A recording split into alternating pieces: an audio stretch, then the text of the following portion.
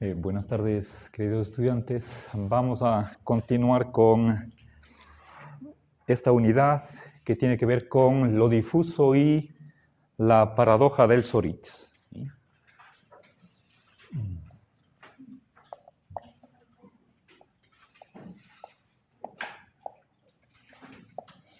Bien, el Sorites es un argumento lógico cuya conclusión es contradictoria, o si como punto de partida utilizamos la negación fuerte, entonces la conclusión es absurda. ¿Sí? A ver, entonces,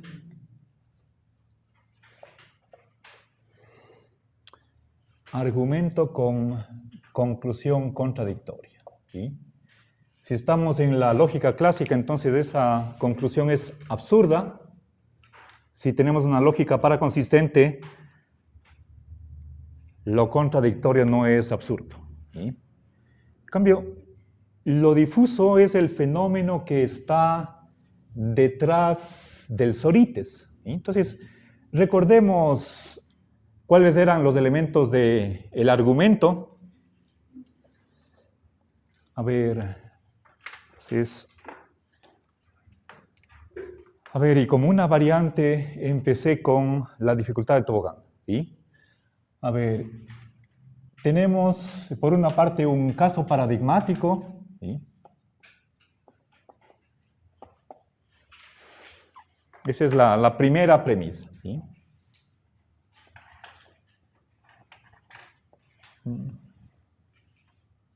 Un caso paradigmático. Es decir, algo que es sumamente difícil de negar. Como por ejemplo, una montaña es un montón. ¿Sí? Alguien que tiene 120,000 cabellos en su cabeza no es calvo. Bien. O, en el caso de la dificultad del tobogán, podemos hablar de... Hay una caseta del guardia en la entrada principal. Esa caseta está cerca de la Facultad de Filosofía. ¿Sí? Entonces, esa es la primera premisa. ¿Sí? Cuando digo caso paradigmático, me estoy refiriendo a que hay un objeto determinado que tiene una determinada propiedad, phi. Los únicos que negarían esta primera premisa son los nihilistas. También es una opción. ¿Sí? Y eso por una exigencia lógica, de que quieren evitar este absurdo. Y por reducción al absurdo, niegan la primera premisa, que podemos tomarla como una hipótesis. ¿Sí? Bien, ahora, la segunda premisa... A ver, un ratito, regresemos acá. Había otra premisa. A ver, en realidad partía de dos casos paradigmáticos. Dos extremos. ¿Sí? Recuerden, en la dificultad del tobogán se trataba de una línea, ¿sí? Como conjunto de puntos. Tenemos el punto A. El siguiente punto que se topa con A, el punto contiguo, es B, y decimos de él que está cerca de A.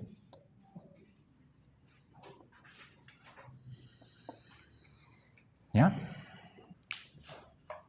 Este punto es lo que está más cerca de A. Digamos de una manera total, definitiva, absoluta, plena, al 100%. ¿Sí? En el sentido de que más cerca de A que lo que está B, ya no hay más. ¿Qué es lo que ejemplifica esta propiedad de estar cerca de un modo total? ¿Sí? Bien, y nuevamente como dato inicial tenemos un punto Z que no está cerca. Y aquí podría o utilizar la negación simple o la negación total, no está cerca de A. ¿En dónde está Z? tan lejos como para que esto sea verdad, en el máximo grado. Ahora, estamos hablando de espacio, y eso se mide en metros, kilómetros, en millas. ¿Tiene el universo un límite? ¿Es finito? Si es que fuera finito, entonces ya más lejos que eso ya no puede estar. Pero si es que el espacio es infinito, no podemos tener la ejemplificación de esta propiedad, pero es negativa, ¿sí? Al 100%. ¿Sí? Eso en el caso de la distancia, pero en el caso de la paradoja del calvo, quien tiene 0 pelos, eso es un extremo. ¿Sí? Entonces tenemos ahí, por el un lado, una persona que tiene la mayor cantidad de cabellos. El promedio, les decía, está en 100,000. Pongamos a alguien que tenga 120,000. ¿Sí? Ese es un extremo. Por el otro, 0 pelos. Son casos paradigmáticos, ¿sí? De calvo y no calvo. Aquí, por una parte cerca, eso está al 100%, y por el otro lado, si es que suponiendo que el espacio sea infinito, no tenemos un tope acá. ¿Sí? Siempre algo podría estar más lejos. Yo les voy a mostrar en otra ocasión, posiblemente el viernes, dos ejemplos de esta serie. ¿Sí? Ya, más luego voy a definir más exactamente la serie sorítica. ¿Sí? Esta serie sorítica, por una parte, contiene 2 casos paradigmáticos, son los extremos. ¿Sí? Pensemos en la estatura de un ser humano. ¿Quién es la persona más baja del mundo? ¿Quién es la más alta? ¿Sí? Cuando presenté mi tesis, los dos, el más alto y el más bajo del mundo, vivientes, ambos eran chinos. Y tengo las fotos de ellos. ¿Sí? Entonces, pensemos, podemos ordenar a 1000 personas por orden de estatura. Ya no recuerdo exactamente cuánto medía el más alto, cuánto el más bajo, pero supongamos que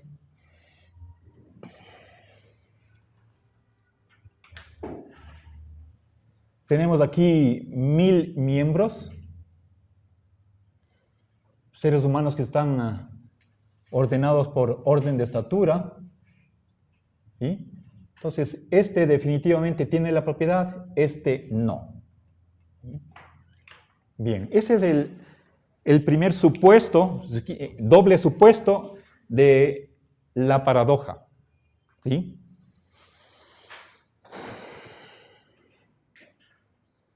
Pensemos otro ejemplo, el espectro de colores, ¿sí? Que va desde el violeta hasta el rojo. ¿Dónde termina un color y empieza el otro? Por ejemplo, amarillo y tomate, o verde y azul. Seguramente va a haber un punto dentro de ese espectro que es paradigmático de ser azul. Y cuando vamos al verde, ya no es azul. ¿Sí? Pero, bueno, ahí entonces tenemos, por una parte, A es phi, digamos, A sub 1 es phi, y llamémosle al que está al otro extremo de la serie, A sub n no es phi. ¿Sí? La misma propiedad, pero con negación simple o con negación total. ¿Sí? Bien. Ese es el primer supuesto del Sorites. ¿Ok? Supuestamente hay 2 extremos. Eso suponemos. La segunda premisa es que al hacer una pequeñísima variación en la posesión de esa propiedad, ¿sí? En el caso de acá, de la línea A, estábamos hablando de puntos. Eso, idealmente, un punto no tiene dimensión, pero nos imaginamos que son como unas bolitas y que están pegadas, A y B, ¿sí? En el caso de la paradoja del calvo, estamos hablando de pérdida de un pelo. En la paradoja del montón es un grano de arena, ¿sí? Entonces, un pelo, un grano, no puede ser la diferencia entre uno de estos, entre los dos opuestos, ¿sí?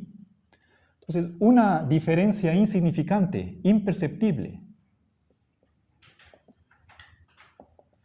mínima, ¿sí?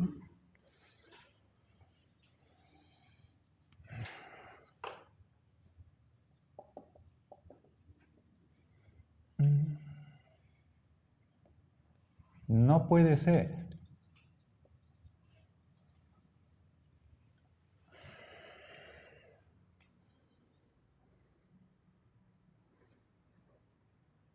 Lo que explique la diferencia entre los opuestos, entre los extremos.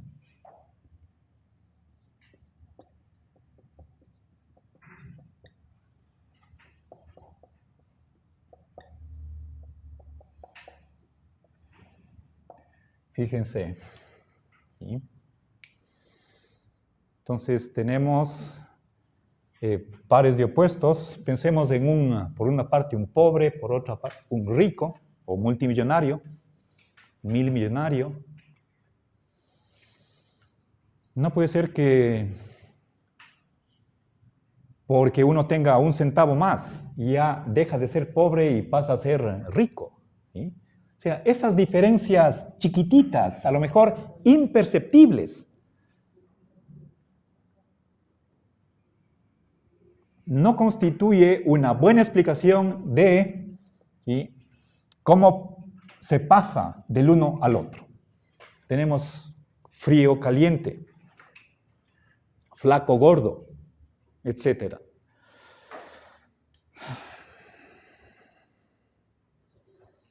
Frío, caliente, pensemos en la temperatura. Aquí en Cuenca, 0 grados es frío, 30 grados es caluroso. Si tuviéramos aquí en Cuenca más de 40, eso es caluroso, ¿sí? Son casos paradigmáticos, ¿sí? Si estuviéramos bajo 0, igual. O sea, imaginémonos esos dos extremos, pero ¿en dónde ocurre la diferencia entre este par de opuestos? Si es que vamos cambiando de a poquito cada vez, ¿sí? Una diferencia paulatina, gradual, que ni siquiera se puede notar, ¿sí? Como es, por ejemplo, a simple vista nosotros no podemos diferenciar a alguien que mida 1,70 y otra persona que tenga 1,69, 9 milímetros. No lo vamos a notar. Por supuesto, si le ponemos en una máquina, vamos a detectar la diferencia, pero a simple vista no hay cómo, ¿sí? Bien. Entonces, a partir de estas dos premisas, llegamos a la conclusión, ¿sí?, por varios procedimientos, ¿sí? En el caso de la dificultad del tobogán, estoy aplicando la transitividad, ¿sí? En el caso del Sorites, puede ser que la segunda premisa sea un condicional. Podría ser una implicación. Bueno, no quiero en este momento formalizar o simbolizar lógicamente las premisas. Pero la conclusión es que nunca se llega al otro extremo. Partiendo del uno, nunca llegamos al otro extremo, ¿sí? Entonces, aquí estaba hablando de dos casos paradigmáticos De un lado tengo la propiedad phi, de otra parte es su opuesta. Entonces, la conclusión es que no hay un tránsito de un opuesto al otro. ¿Sí?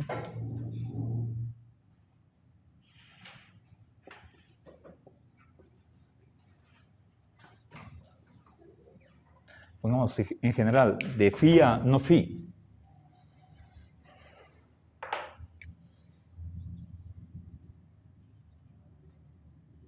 Por lo tanto, todo es phi. Todo x es tal que es phi. ¿Ya? Pero esto es, en la lógica clásica, difícil de aceptar. Intuitivamente o perceptualmente falso. Bien, entonces ahí está la dificultad. ¿Sí? Si es que uno de los casos paradigmáticos utilizaba la negación total, entonces llego a un absurdo. ¿Sí? Entonces la conclusión o es contradictoria o es absurda. ¿Sí?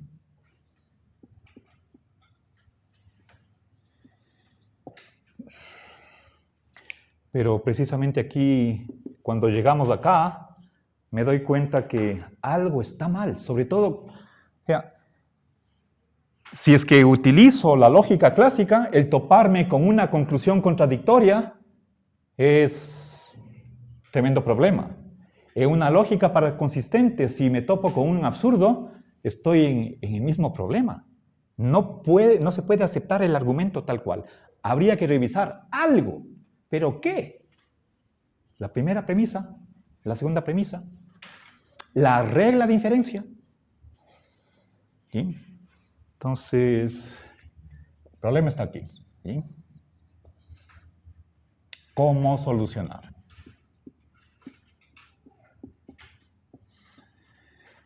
Bien. Ok. Ahora veamos uno de los problemas. A ver, aquí tenemos una dificultad lógica. ¿Sí?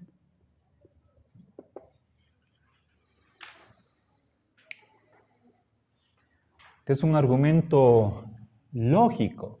Podemos nosotros simbolizar qué forma tiene la segunda premisa. ¿Sí? Puede ser una disyunción, puede ser un condicional, una implicación. ¿Sí? Ya descenderemos a eso en otra ocasión.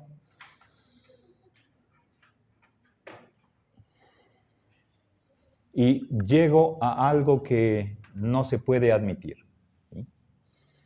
Bien, ahora, a ver, si no se puede admitir una contradicción en la lógica clásica, no se puede admitir un absurdo en la lógica paraconsistente. En una lógica paraconsistente puedo admitir la contradicción. ¿Sí? Ahí no hay ningún problema, pero si utilizo la negación total, ¿sí? Eso es ilógico, entonces, ¿qué está mal en el argumento? ¿Sí? Bien, entonces, entonces, la mera presencia de este argumento en varias formas, ¿sí? La paradoja del calvo, la dificultad del tobogán, me conduce a esta dificultad. ¿Sí? Ya voy a pasar revista de cuántas soluciones se han dado, las principales. ¿Sí? Por otra parte, nosotros podríamos hacernos una pregunta, plantear un interrogante. ¿Sí? A ver, aquí más que problema, pongamos una dificultad. ¿Sí? En cambio, nos podemos preguntar cómo es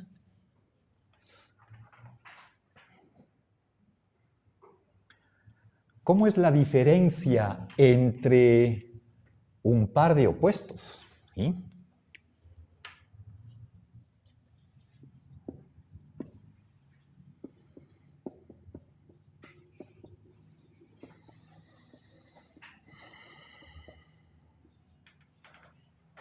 El argumento me dice que no hay el uno opuesto. ¿Sí? De que por más que, a ver, si tomamos la cuestión de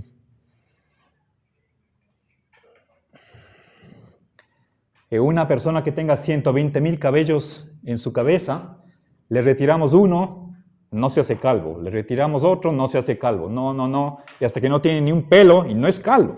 ¿Sí? Entonces, nadie es calvo. Pero preteoréticamente nosotros aceptamos que hay una manera legítima de dividir a las personas entre las que son calvas y las que no lo son. No todo está cerca de la facultad de filosofía. Hay ciertos puntos que están lejos. Este rato no me pregunten cuál sería ese punto. A ver, yo les mencioné 100,000 años luz.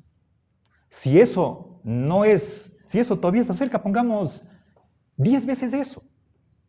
O 3 trillones esa distancia. ¿Sí?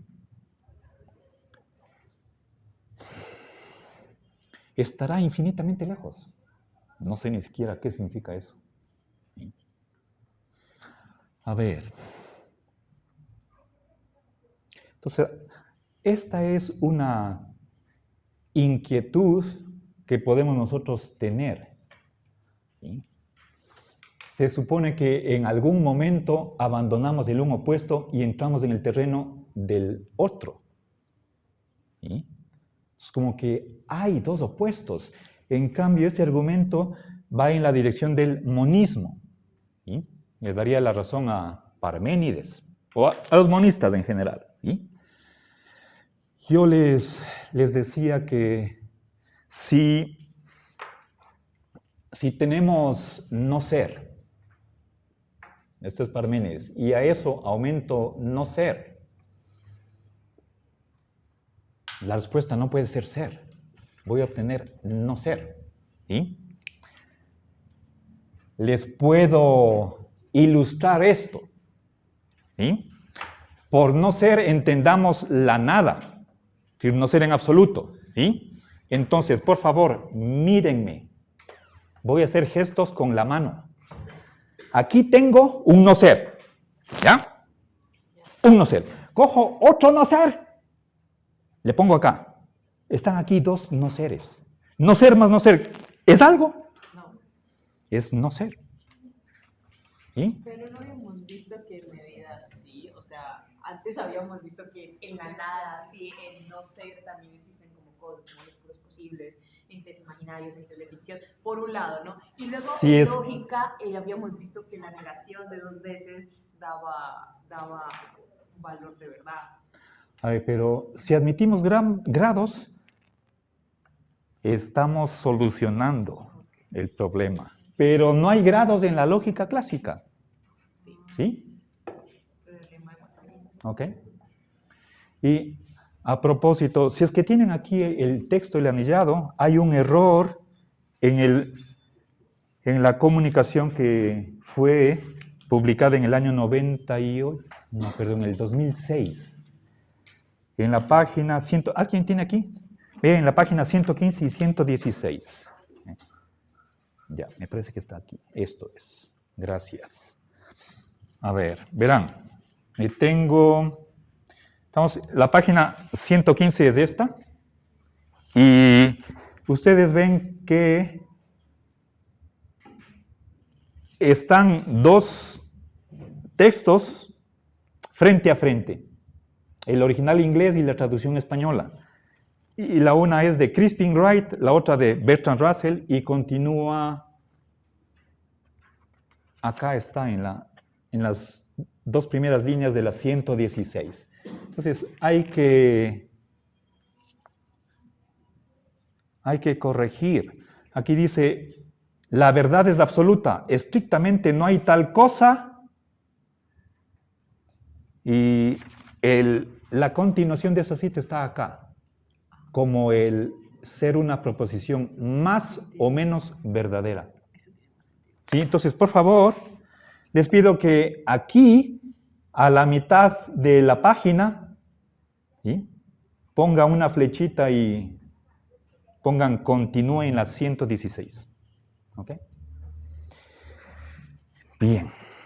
Ahí tienen ustedes dos filósofos que están pensando desde la lógica clásica.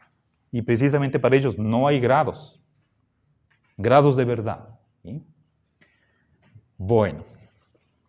Entonces, creo que esto resulta mucho más evidente si es que digo nada más nada es nada.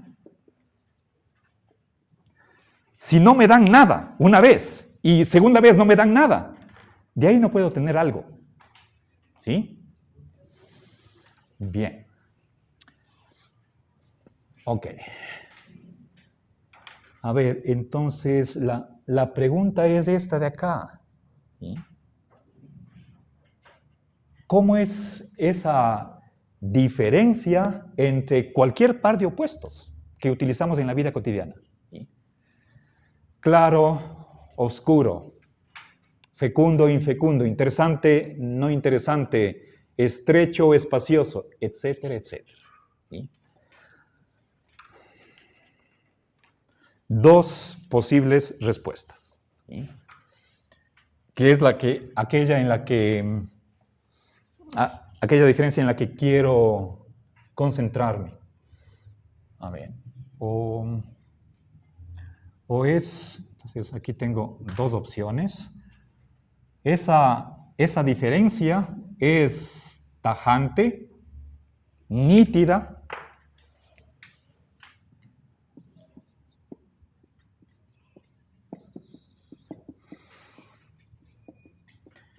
o es gradual. Aquí pongamos absoluta. ¿Sí? Es decir, acá hay una ruptura, un salto brusco, un abismo, un divorcio. Acá es una continuidad. Cuando hablo de grado, estoy hablando de más y menos. El poco, mucho, bastante. El 20%, el 80%. Esto es cuantitativo. Puedo medir y expresar en números.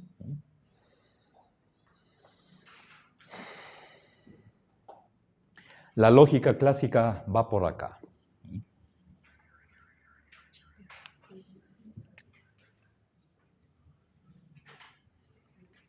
Y ahí no entra la fórmula de HP, del P de maximización, y abajo sería LP. ¿No? El maximalismo. Y sí, ya voy a... Sí, aquí no hay grados. Estamos en una posición maximalista. Y además luego indico eso. Un autor que está acá es Timothy Williamson.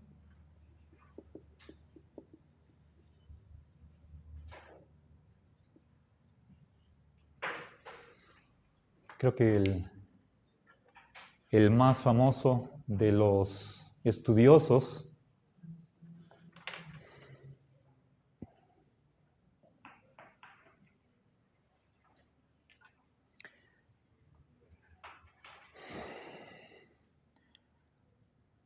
Un lógico que admite la gradualidad es Machina o Máquina, ya no recuerdo este rato el nombre. Podemos verle, dudo que haya el nombre de pila, y Lorenzo Peña está acá. Bueno.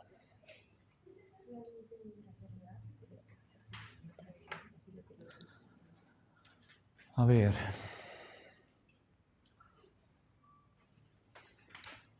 Hay varias posiciones que admiten la contradicción, no solo una. pero esa es una posición minoritaria. Creo que en el fondo el interés que tiene esta paradoja o este problema de lo difuso es que presenta un serio desafío a la lógica clásica, ¿sí? La lógica clásica no ofrece una solución que sea aceptable, satisfactoria. Ya voy a ver las dificultades, los inconvenientes que tiene esa posición discontinuista. Entonces,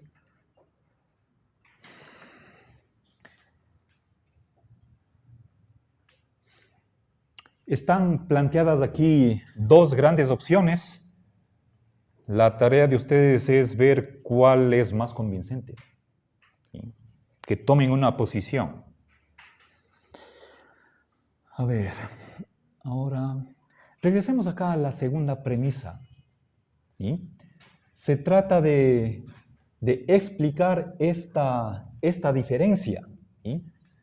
Creo que todos vamos a admitir, y si no, por favor, pronúnciense, todos vamos a admitir que hay una diferencia entre día y noche, o es lo mismo, ¿sí? Entre invierno y verano, entre alto y bajo.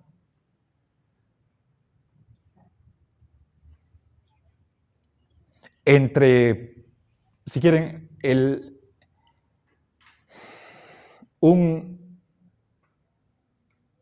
paupérrimo que no tiene ni un centavo en su bolsillo y el más rico del mundo, ¿sí?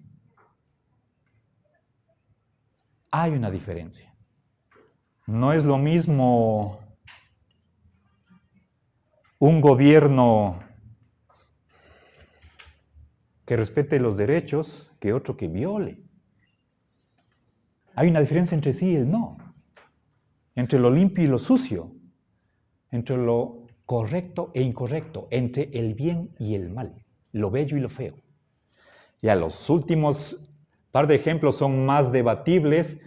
Dejemos de lado los valores para quedarnos con ejemplos que son más sólidos. Y a propósito, les cuento que lo que para un filósofo era un hecho, y eso en inglés es fact, ¿sí? Del latín factum, ¿sí?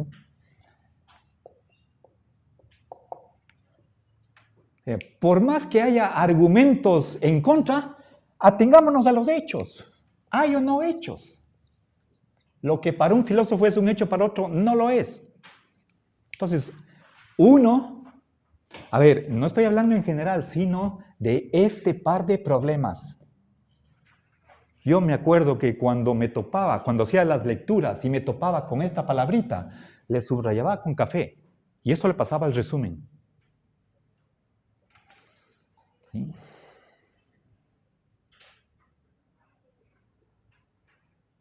Ahora, tenemos hechos. Algo que sirva como plataforma común en la discusión. Algo que compartan las distintas perspectivas. Si somos relativistas, no hay esto. Y es muy difícil probar que hay hechos. ¿Sí?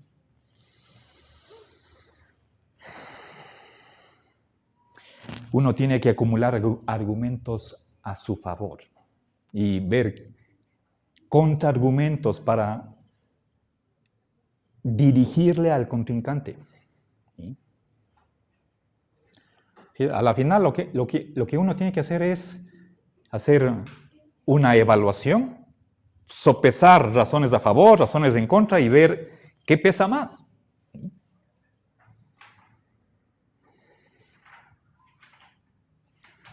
O sea, no puede ser que simplemente digamos, ante este problema hay 7 teorías, 7 soluciones. La 1 dice esto, la 2 es tal cosa, la 3, etcétera, lo suyo, y después me pregunta, y bueno, ¿y usted qué piensa? Y responder, yo ni entro ni salgo. ¿Qué solución está favoreciendo usted? Eso es lo que uno debería esperar de una investigación. Bueno,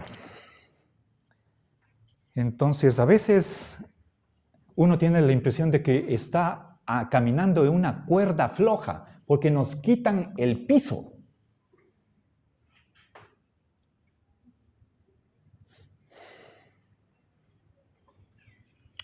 Pero no puede ser que el resultado de una investigación sea perder la fe, la confianza en su propio punto de vista. Por supuesto, hay que ser crítico y autocrítico. Lo peor que le puede pasar a uno es no saber cuál es la mejor solución y quedar en el escepticismo o en el agnosticismo.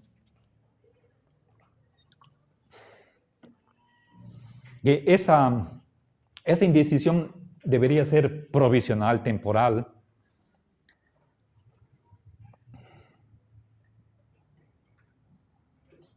Que si uno profundiza,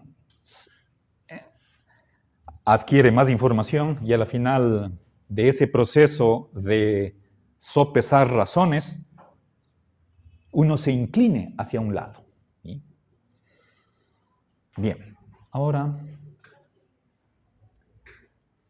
regresemos acá. ¿Sí? Esto me hace recordar de algo que vimos, si no estoy mal, era en ontología. A ver. No, a ver, perdón, creo que debe ser... No, en Frege, cuando estábamos estudiando cómo argumenta Frege a favor de la distinción entre sentido y significado. La razón era que quería explicar en qué se diferencian las identidades A igual a A y A igual a B. ¿Sí? ¿Recuerdan? Sí. ¿Sí?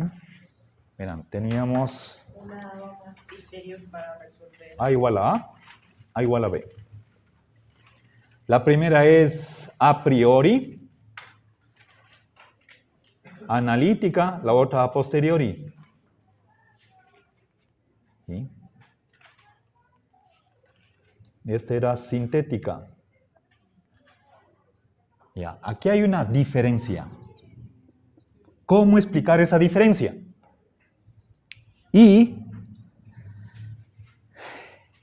¿puedo yo explicar una diferencia con una similitud o a partir de otra diferencia? Solo una diferencia debería explicar una diferencia. Pero si es que la respuesta, lo que da explicación a esta diferencia es una semejanza, una identidad, entonces uno no ve de dónde sale la diferencia. ¿Sí? Frege razonaba de ese modo.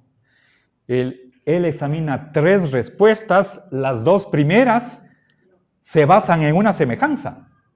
¿Sí? Lo mismo que sucede con la primera identidad está pasando con la segunda.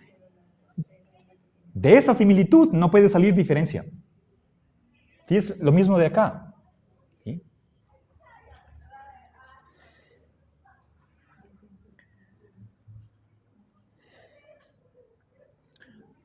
A ver, entonces, preteoréticamente, antes de adentrarnos en la teoría, nosotros, si quieren, perceptualmente, captamos la diferencia entre lo que es frío y caliente, cerca, lejos.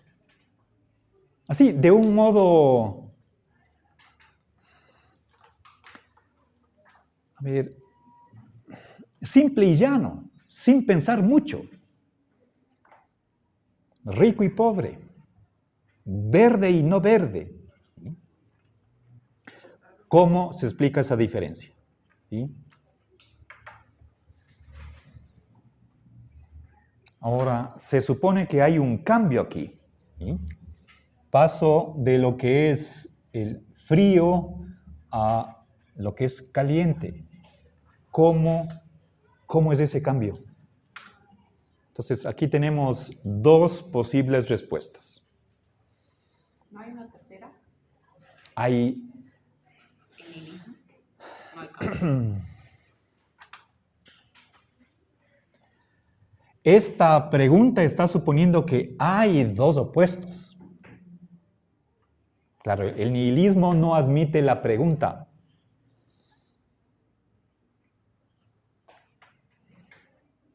Aquí un supuesto de esta pregunta es que si admitimos que hay opuestos, ¿sí?, contrarios o contradictorios, entonces, ¿en qué se diferencian ambos? Bien.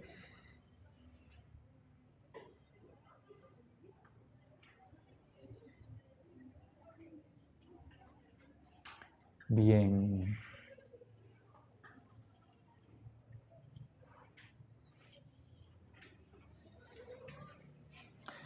Parecería que estamos, si nosotros revisamos este argumento, parecería que cada una de las premisas son obvias y evidentes, aunque no nos guste eso.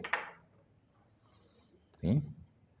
Quizás de entrada nosotros podríamos creer que nada es autoevidente, o sea, como que es una verdad tan patente, tan clara, que se nos impone a la mente, y uno no tiene sino que aprobar eso. Eso es un supuesto fundacionalista, a lo Descartes o Aristóteles. Si nosotros somos críticos, podemos decir, todo es dudable, nada está más allá de la duda.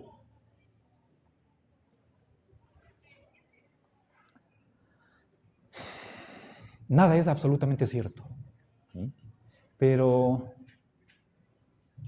si no queremos quedarnos con las manos vacías, tendríamos que admitir que el que tiene 0 pelos es calvo, paradigmáticamente. Si él no es calvo, entonces ¿quién es calvo? Perderíamos la propiedad de ser calvo. ¿Sí? Creo que pocas personas son las que se atreven a dar ese paso. Y uno de ellos es, por ejemplo, quiero aquí poner un representante del nihilismo, o sea, no hay la propiedad F, ¿sí? No existe la propiedad phi. Entonces, Peter Unger.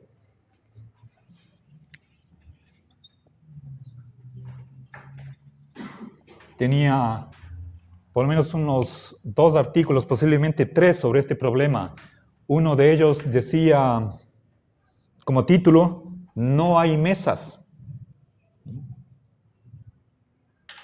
Pensemos en una mesa cualquiera de las que tenemos aquí en el aula. ¿Sí?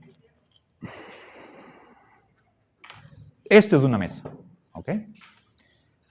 Un caso paradigmático. Si a lo que es una mesa le retiro un átomo, ¿deja de ser mesa? ¿Sí o no? O sea, porque pierda un átomo, ¿me hace pasar de mesa a no mesa? La respuesta es no. Una diferencia mínima no puede ser lo que me haga pasar del uno al otro. Pero ya tiene un átomo menos. Apliquemos segunda vez. Le retiramos un átomo, ¿deja de ser mesa? La respuesta es no. Y después de trillones de retirar un átomo, ya no tenemos sino un átomo. Y eso sigue siendo mesa. Le retiramos eso y cuando no tenemos nada, sigue habiendo una mesa. Eso es absurdo. Entonces, por eso Peter Unger cree que no existe ninguna propiedad. ¿Sí? ¿Ok? Le toma este argumento como reducción al absurdo de los casos paradigmáticos. ¿Ok? Bien, y termino con esto. Este autor es utilitarista, tiene un texto que es el que más me ha impresionado de todos los que he leído, cuyo título es La ilusión de nuestra inocencia. No sé si esté traducido al español. Es publicado en los años 90. ¿Sí? ¿Qué tengo que hacer yo para disminuir el sufrimiento en el mundo? Hablando de donación económica. Dar el 10% de mi sueldo, 50%, donar un órgano. ¿Quién puede decir ante argumentos de ese tipo, yo no hago nada malo? Entonces fue un texto que realmente me impactó mucho. ¿Sí? Bueno, chicos, hagamos aquí un receso, unos 10 minutitos.